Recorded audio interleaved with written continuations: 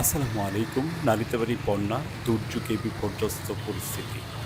নালিতাবাড়ীতে বন্যার কারণে জনজীবন ভয়াবহ বিপর্যয় নেমে এসেছে।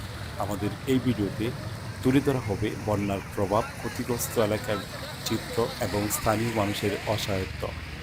জানুন কিভাবে এই দুর্যোগ মোকাবেলা করছে স্থানীয় প্রশাসন এবং সাহায্যকারী সংস্থাগুলো। বন্যা পরিস্থিতি, মানবিক সংকট ও সহযোগিতার আহ্বান সবকিছুই একত্রে পাবেন এই ভিডিওতে। চলুন বিস্তারিত জানা যাক। আর আপনারা যারা আমাদের চ্যানেলে এখনও সাবস্ক্রাইব করেননি, চ্যানেলটিকে সাবস্ক্রাইব করে রাখবেন পরবর্তীতে যে কোনো ধরনের ভিডিও পাওয়ার জন্য। আর যারা ইতিমধ্যেই চ্যানেলটিকে সাবস্ক্রাইব করেছেন তাদেরকে অসংখ্য ধন্যবাদ। নালিতাবাড়ী বন্যা পরিস্থিতি। পানি উন্নয়ন বোর্ড ও স্থানীয়রা বলেছেন যে ভারতের মেঘালয় থেকে আসা প্রবল পাহাড়ি দলে স্থানীয় নদী, খাল, বিল উপচে পানি রাস্তাঘাটের উপর দিয়ে পানি প্রবাহিত হতে শুরু করেছে। ঝড়ের সাথে বৃহস্পতিবার ব্যাপক বৃষ্টিতেও নালিতাবাড়ী উপজেলার প্রায় সর্বত্রই বন্যা পরিস্থিতি তৈরি হয়। পাহাড়ি ঢলের কারণে অনেক জায়গায় বসত বাড়ি করে ধসে গেছে এবং শস্য, গবাদি পশু ব্যাপক ক্ষয়ক্ষতি হয়েছে। মোহাম্মদ নকিবুজ্জামান খান অবশ্য বলেছেন যে আজ শনিবার নাগাদ পানির মাত্রা কিছু স্থিতিশীল এবং আর বৃষ্টি না হলে রাত থেকে পানি আরও কমে যাওয়ার আশা করেছেন তারা। মহারাশি ও বুকাই নদীর পানিও কমতে শুরু করেছে। মেঘালয় আর ভারী বৃষ্টি না হলে পরিস্থিতি আরও উন্নতি হবে বলে আশা করা হচ্ছে। এদিকে শুক্রবার থেকে আটকে পড়া বহু পরিবারকে নিরাপদে আশ্রয়ে সরিয়ে দিয়েছে সেনা সদস্যরা এবং উদ্ধার কর্মীরা। সংকটে আছে, কিন্তু এর মধ্যবর্তী উদ্ধার কার্যক্রম ত্রাণ তৎপরতা চালানো হচ্ছে। আশা করা যাচ্ছে পরিস্থিতি দ্রুত উন্নতি হবে। নালিতাবাড়ী উপজেলা নির্বাহী কর্মকর্তা মাসুদ রানা বলেছেন বিবিসিকে।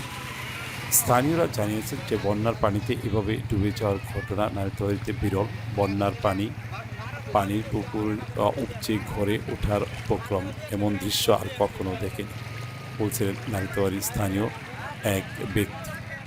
সেখানকার সাংবাদিকরা জানিয়েছেন যে পাহাড়ি ঢলের কারণে উপজেলার অনেক জায়গা সড়ক ভেঙে গেছে এবং পানিতেও তলিয়ে গেছে বিস্তীর্ণ এলাকা।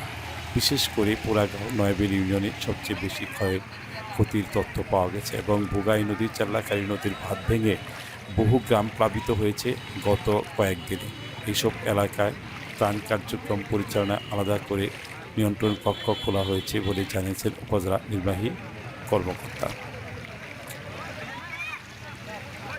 এখানে উল্লেখ্য যে সারা দেশে বন্যা পরিস্থিতি বা বন্যা হলে যেভাবে বিভিন্ন জায়গা থেকে উদ্ধার কার্যক্রম এবং ত্রাণ সামগ্রী বিভিন্ন কন্টেন্ট ক্রিয়েটর বিভিন্নভাবে উপস্থিত হয়ে সমস্যাকে তুলে ধরে, কিন্তু নালিতাবাড়ী বন্যা পরিস্থিতি ব্যাপক হওয়াতেও খুব একটা বেশি কন্টেন্ট ক্রিয়েটরদের উপস্থিতি দেখা যায়নি। এতে এখানে স্থানীয় কন্টেন্ট ক্রিয়েটররা বিভিন্নভাবে এই বিষয়টি উত্থাপন করেছে যে তারা বিভিন্ন জায়গায় যে কোনো পরিস্থিতির মধ্যে বাস্তবতা তুলে ধরে, কিন্তু নালিতাবাড়ীর বন্যা পরিস্থিতি ব্যাপক হওয়াতেও কিন্তু তারা এখন পর্যন্ত কোনো কন্টেন্ট ক্রিয়েটর এই বিষয়ে কন্টেন্ট ক্রিয়েট করেনি। তারা হয়তো শীতের ভরা মৌসুমে যখন বিভিন্ন প্রাকৃতিক সৌন্দর্য আসবে সেগুলি দেখার জন্যই আসবেন। আমি একজন স্থানীয় কন্টেন্ট ক্রিয়েটর হিসেবে এটা দুঃখ প্রকাশ করে বলছি যে সারা বাংলাদেশে সমান চোখে দেখা উচিত।